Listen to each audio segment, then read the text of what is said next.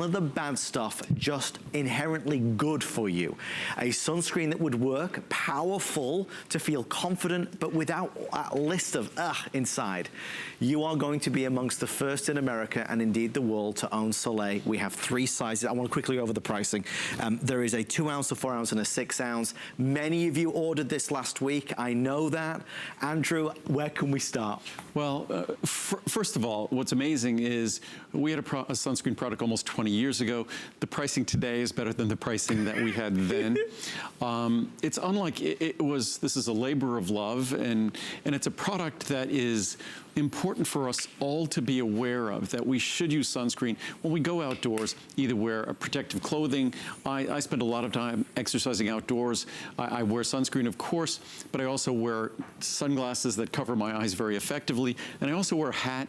And even when I'm in the mountains running, I'll wear long sleeve clothing. So you really want to do your best to protect your skin, protect your eyes, because the sun, UV radiation, blue light, it's very damaging.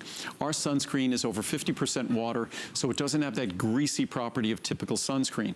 Because it's mostly water, it goes on smoothly, easily. We also use nonnano zinc oxide. Nanoparticles are these extremely tiny, tiny, tiny particles that can be potentially problematic for us and certainly problematic for the environment. So ours is non-nano zinc, none of the chemical sunscreens.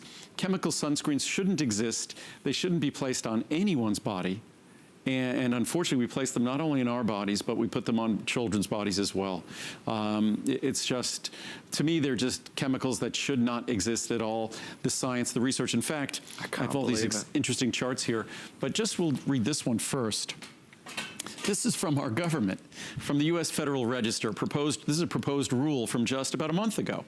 And it says, because of our review of this evidence has produced sufficient safety data on both zinc oxide and titanium dioxide to support a proposal that sunscreen products containing these ingredients at concentrations up to 25% would be generally regarded as safe, we are proposing that these ingredients are Category 1.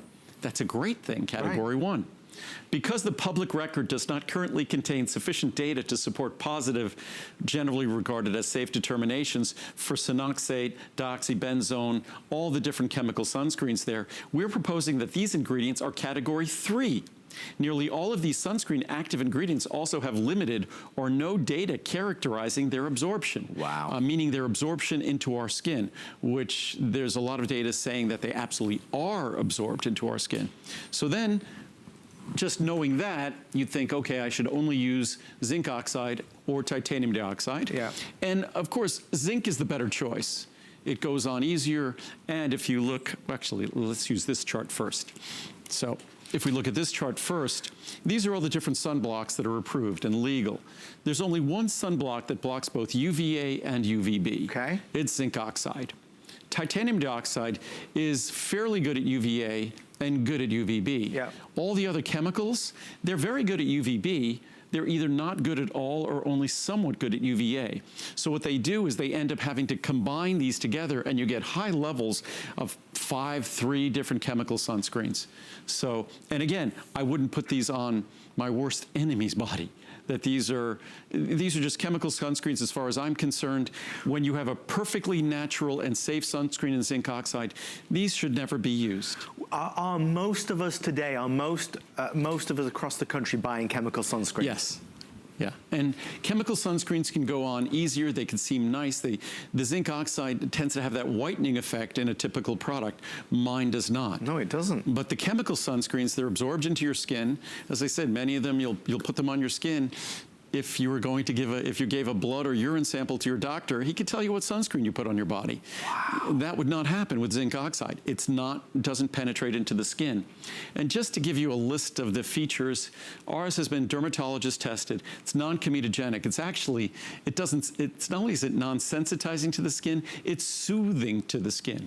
And it's designed for sensitive skin. It's designed, children could use it. For infants, of course, talk to a doctor. Preservative-free, fragrance-free, hypoallergenic, paraben paraben-free, phthalate-free, petrolatum-free, sulfate-free, gluten-free, mineral-based, broad spectrum. It's UVA and UVB, smooth, transparent, so it doesn't go on white at ease. The whiteness goes away quickly. Non-nano zinc, no chemical sunscreens, vegan, cruelty-free, non-tested on animals, unless you consider humans, animals. I know a few. Eco-friendly, reef-friendly, made in the USA. And I had some interesting charts I just wanted to share. Please. I could do this all night. I love this. When people say, like, what's the big deal about nanoparticles? Who cares if they're nanoparticles? Because most zinc oxide uses nanoparticles. We do not. But nanoparticles, to give you an idea how small a nanoparticle is and what we're putting out in the environment, a sheet of paper is about 100,000 nanometers thick. Wow. Meaning that a nanoparticle, 1 nanometer, so a sheet of paper is the thickness of 100,000 nanoparticles. Okay. A strand of human hair, a strand of human DNA in our cells, our DNA is 2.5 nanometers thick.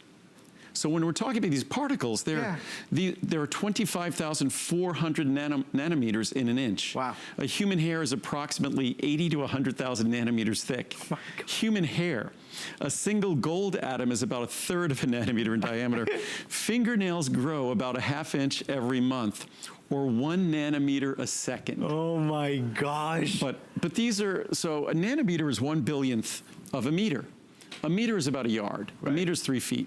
So a nanometer is 1/billionth of a meter. And people are like, it's 1/billionth of a meter. Yeah. Kind of like a millimeter. It's a small measure.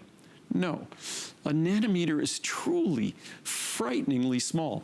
When you think about a billionth of something, a billionth of the diameter of the Earth, a billionth of the diameter of the Earth, it's less than an inch. Okay. A billionth is a tiny thing. Yeah. 1/billionth of the distance to the moon is about 2 feet, less than 2 feet. A billionth of the distance to Mars is the size of a football field. A billionth of the distance to the sun. So hopefully we get a little frightened of nanoparticles. Yeah. What was this last one? A billionth of the time since the birth of Jesus. Oh my gosh. Is less than a minute. That's crazy. So when we think of nanoparticles and they're a billionth of a meter, that's a frighteningly small particle.